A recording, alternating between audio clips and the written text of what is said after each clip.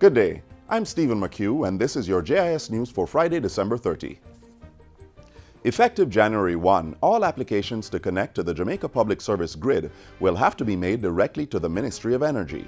This includes licenses for net billing, electric power wheeling, and auxiliary connections. In keeping with this, the Office of Utilities Regulations will no longer be accepting applications for net billing and auxiliary connections as of January 1, 2017. That announcement came in a press release from the ministry Thursday evening. It also revealed that a non-refundable processing fee will be required of all applicants. Successful applicants will also pay a license fee. More information can be found on the Ministry of Energy's website or by contacting the Electricity License Administrator. The National Environment and Planning Agency, NEPA, has completed its initial investigation into 3 oil spills that occurred in the Kingston Harbour in November. The 3 spills occurred between November 24 and 26 and were confined to the Newport East area of the Kingston Harbour. NEPA's investigation, which included ecological assessment, found that 2 of the spills were as a result of operational accidents during bunkering activities, while the 3rd resulted from a land-based facility. The agency says an assessment on December 2 indicated that no oil sheen was observed in the harbour, but post-monitoring will continue for the next 12 months. The release of any trade effluent or industrial waste or any noxious or polluting matter into any harbour constitutes a criminal offence. The Natural Resources Conservation Authority also has the legal right to recover any cost incurred in efforts to lessen the impact of the spill. As a result, NEPA says legal discourse has commenced with the parties allegedly involved in the incident.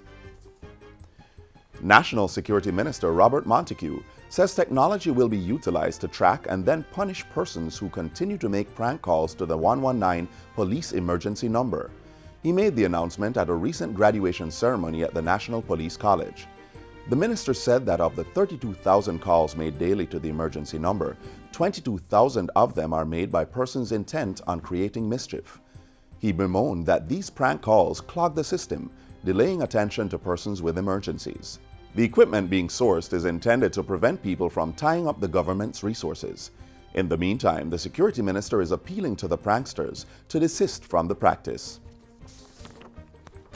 The National Solid Waste Management Authority, NSWMA, is looking to enter public-private arrangements for the collection of garbage.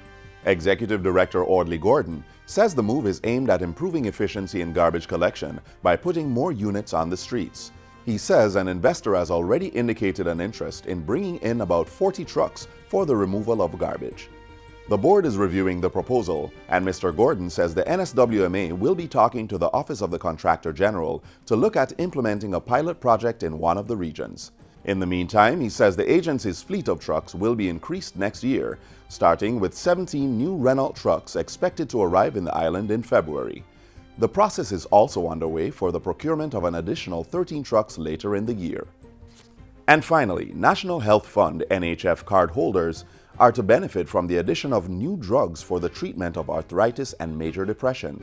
These include Symphony and Actemra injections for the treatment of arthritis. Meanwhile, persons who suffer from major depression can now access 30 mg and 60 mg Cymbalta capsules at cheaper rates. The changes took effect on December 8. And that's it for JIS News Today. I'm Stephen McHugh. Thanks for watching.